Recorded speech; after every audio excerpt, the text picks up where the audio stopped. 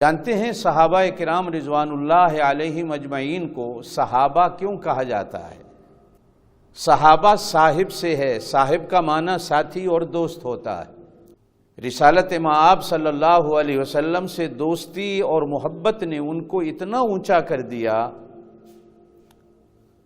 اس نسبت نے ان کو اتنا بلند و بالا کر دیا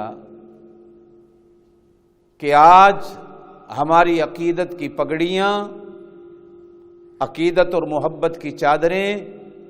صحابہ کرام رضوان اللہ مجمعین کی محبت اور عقیدت کے سامنے جھک جاتی ہیں، اور وہ ہمارے ایمان کی نشانی بن جاتی ہے ان کی محبت۔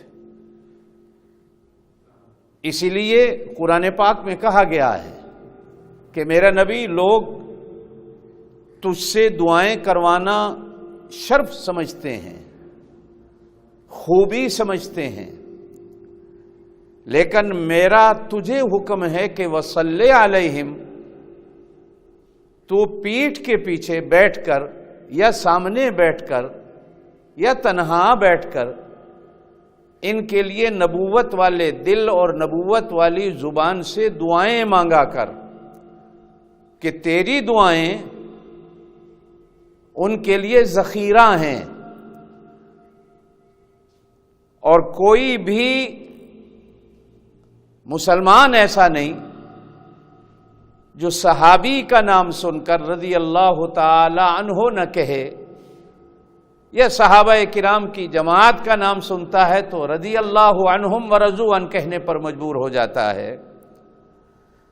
میں نے کل بھی بات کہی تھی، یحبہم ویحبونہ، ہم سوچتے ہیں کہ پہلے ہم اللہ سے محبت کرتے ہیں، بعد میں اللہ پاک ہم سے محبت کرتا ہے، لیکن قرآن کی آیت بتاتی ہے نہیں، یحبہم ویحبونہ، پہلے اللہ اپنے بندوں سے محبت کرتا ہے، پھر بندے اللہ سے محبت کرتے ہیں۔ ہم اللہ پر پہلے راضی ہوتے ہیں یا اللہ ہم پر پہلے راضی ہوتے ہیں؟ تو صحابہ کرام کے اس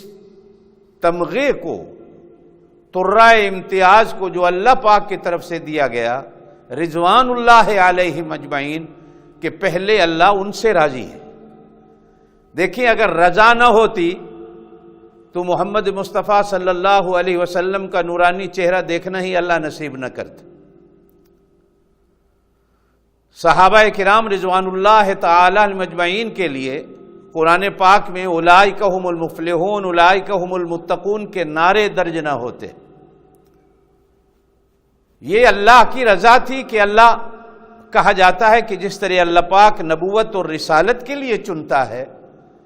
بے عینی اسی طرح اللہ پاک صحابیت کے لیے بھی چنتا ہے۔ حالانکہ ابو جہل بھی تو اسی زمانے میں تھا، ابو لہب بھی اسی زمانے میں تھا، بلکہ یہ تو چاچا بھی تھا،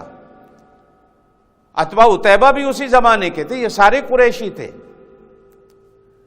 لیکن جن کو اللہ نے چنا اپنی محبت کے لیے۔ قرآن کہتا ہے وَلَٰكِنَّ اللَّهَ حَبَّبَ إِلَيْكُمُ الْإِيمَانَ، کتنے وہ خوش قسمت دل تھے کہ جن دلوں کے لیے اللہ نے ایمان کو چنا، اور ایمان کا درخت اور بوٹا اللہ پاک نے اپنے ہاتھوں سے ان کے دلوں کی زمین میں لگایا۔